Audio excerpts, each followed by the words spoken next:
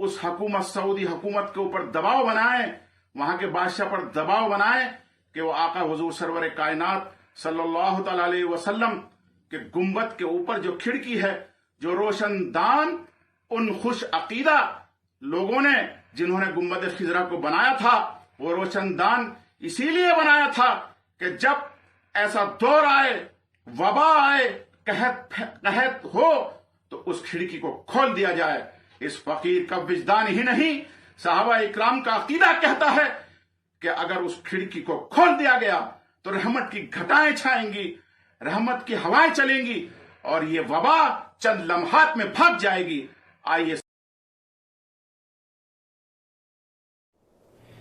अस्सलामु अलैकुम वरहमतुल्लाहि वबरकातुह। सामीन किराम, आप लोगों ने अभी वीडियो सुनी कि जिसमें मौलाना साहब ये बता रहे थे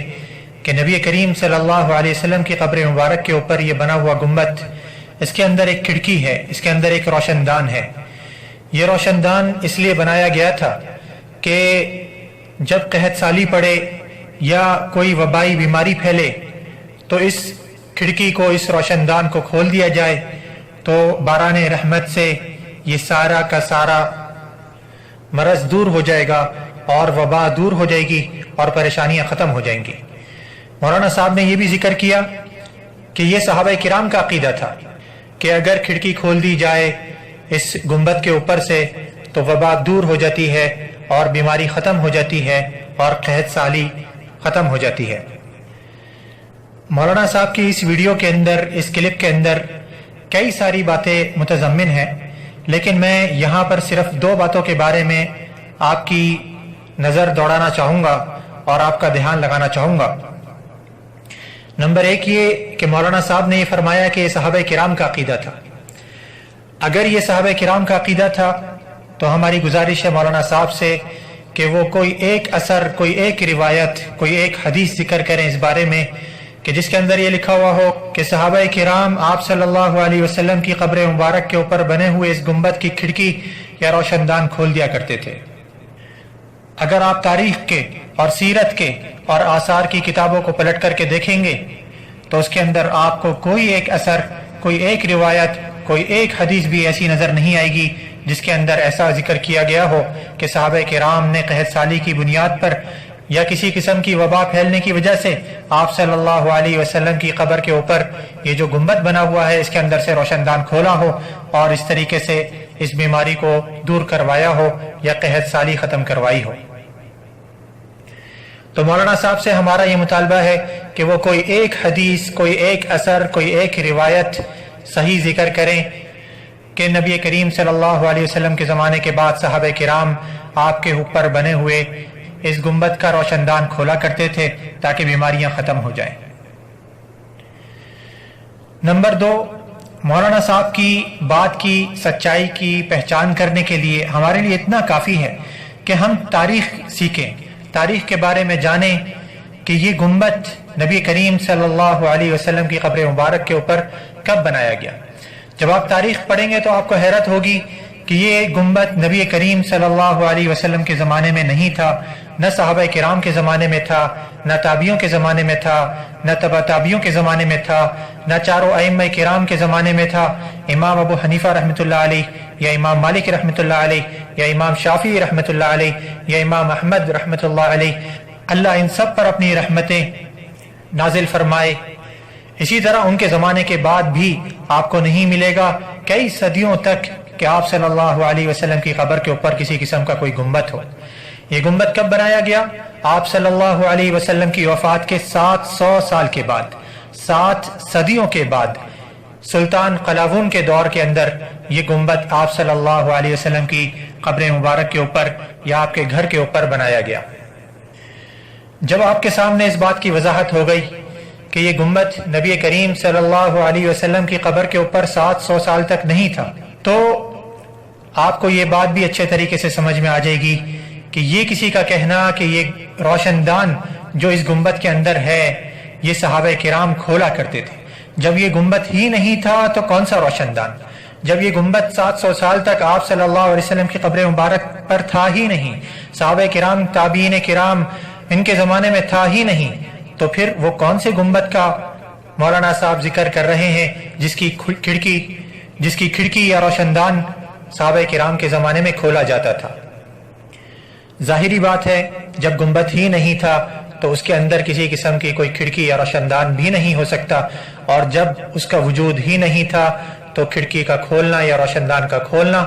کس طرح سے ثابت ہو سکتا ہے؟ یہ بالکل ایک جھوٹی من گھڑت بات ہے اپنے عقیدوں کو صحیح قرار دینے کے لیے۔ بلکہ مسلمان کو تو یہ چاہیے کہ وہ اپنے ہاتھوں کو اللہ کے سامنے پھیلائے، اللہ سے فریادیں کرے، اللہ سے دعائیں کرے، کسی بھی قسم کی پریشانی اس کے اوپر آئے تو وہ اللہ سے مصیبتوں کو، پریشانیوں کو دور کروانے کی کوشش کرے، اپنے گناہوں کو چھوڑے، اللہ سے لگاؤ رکھے، توحید کی طرف پلٹے، شرک و بدعات کو چھوڑ کر کے اللہ اور اس کے نبی صلی اللہ علیہ وسلم کی سنت کی پیروی کرے، اللہ کی اطاعت کرے، نبی کریم صلی اللہ علیہ وسلم کی سنت کی پیروی کرے،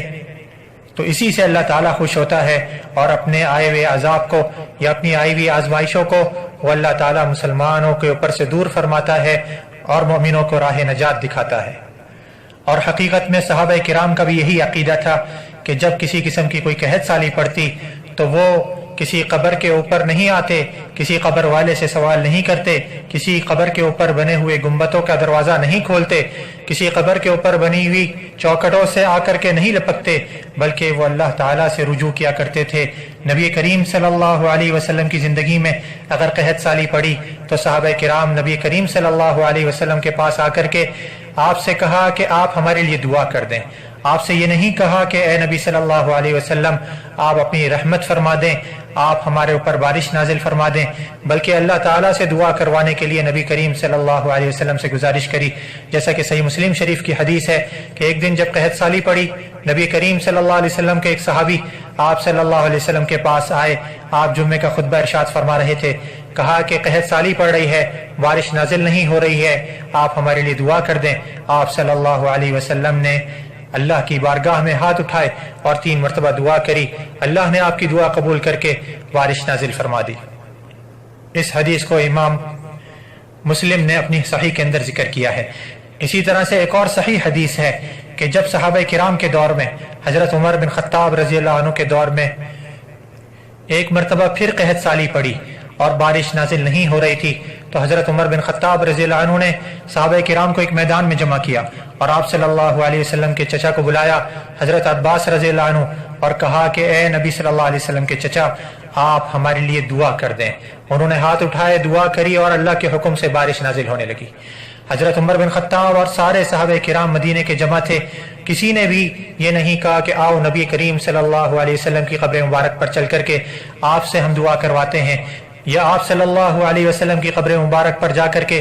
آپ کے گھر کی کھڑکی کھولتے ہیں، یا آپ کے گھر پر جو دروازہ ہے اس کو کھولتے ہیں، بلکہ ان سب نے اللہ تعالیٰ سے لگاؤ رکھا، اللہ تعالیٰ سے التجا کیا، اللہ تعالیٰ کے سامنے ہاتھ پھیلائے اور اللہ ہی نے ان کی فریاد کو پورا کر کے ان کی پریشانیوں کو دور کرا۔ ہمیں بھی چاہیے مسلمانوں کو کہ آج ہم جس مصیبت کے اندر ہیں اللہ تعالیٰ سے دعا کریں، ان بدعات کو، ان خرافات کو، ان شرک کو چھوڑ دیں جن کی وجہ سے ہمارے اوپر آزمائشیں آتی ہیں یا جن کی وجہ سے اللہ ہمارے اوپر عذاب بھیجتا ہے۔ اللہ تعالی ہماری معافی فرمائے اور ہمارے گناہوں کو معاف کر کے اپنی رحمت کے دروازے ہمارے لیے کھولے، اور ہمیں ہمارے نبی کریم صلی اللہ علیہ وسلم کے بتائے ہوئے سکھائے ہوئے طریقے کے مطابق